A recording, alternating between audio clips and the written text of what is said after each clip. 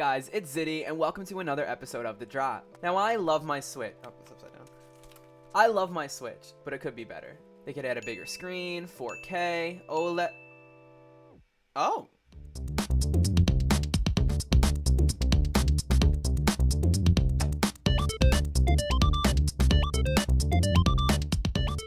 Before I get started, a little bit of housekeeping. It's Super Mario month here on the channel, and I just posted the very first episode, and I would love it if you guys could go check that out. And since this is the first episode of The Drop in March, I just wanted to remind y'all that Nintendo is still killing Mario at the end of the month. Now through March 31st is your last chance to purchase Super Mario 3D All-Stars on the eShop, as the game will be delisted. Physical copies will no longer be printed, and I'm sure those eBay prices will start going up soon. Anyway, let's get into the news.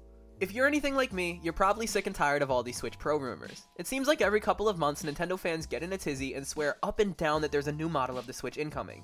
Except this time, it's actually coming from a credible source. In a new report by Bloomberg, it was revealed that Samsung might be supplying a new OLED panel for Nintendo, which would presumably be for a brand new model of the Switch. One that will apparently feature an upgraded version of the Tegra 1 chip, 4K output in the dock, and a 7-inch 720p screen. Now, it's important to stress that these are just claims made by a supposed employee within Samsung, so definitely take this news with a grain of salt.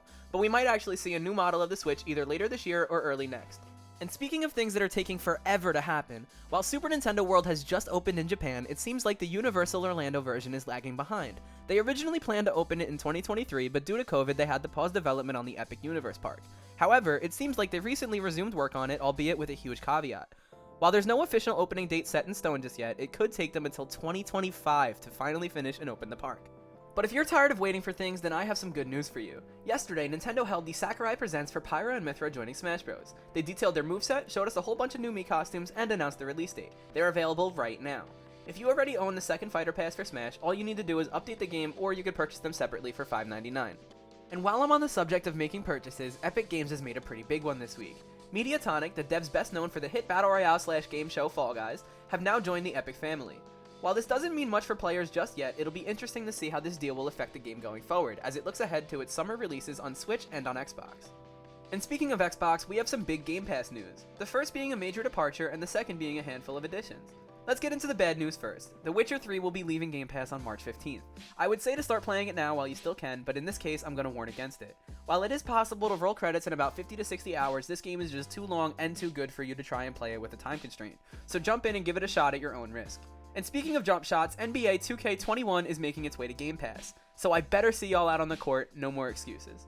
Some other big titles making their way to Game Pass through EA Play include Star Wars Squadrons, Madden 21, and NHL 21. So if you're a big sports game fan, or just like piloting X-Wings, the next couple of weeks should be pretty fun. Microsoft also showed off this really cool demo for Pokemon Go on HoloLens. This isn't an official product just yet, but it's cool to see how far AR technology is advancing. Earlier this week, we had a trailer leak for From Software's newest game, Elden Ring. We still don't know much about it, and this footage seems like it's a little old, but hopefully this points to a bigger reveal at some point in the future, as I'm sure many Dark Souls fans are starting to get antsy. And finally, some big changes are coming to the PlayStation Store. On August 31st, you will no longer be able to buy or rent any movies or TV shows. Luckily, anything that you have bought over the years will still be available to watch or download. Sony has said that this change is due to, quote, tremendous growth of people using streaming services rather than outright purchasing content. Alright, and that was everything for today's episode of The Drop. If you enjoyed this video, don't forget to let me know down in the comments, smash that like button, subscribe to the channel for more content, and ring that bell so that you never miss a new video. And with all that being said, I'll see you guys next week. Bye!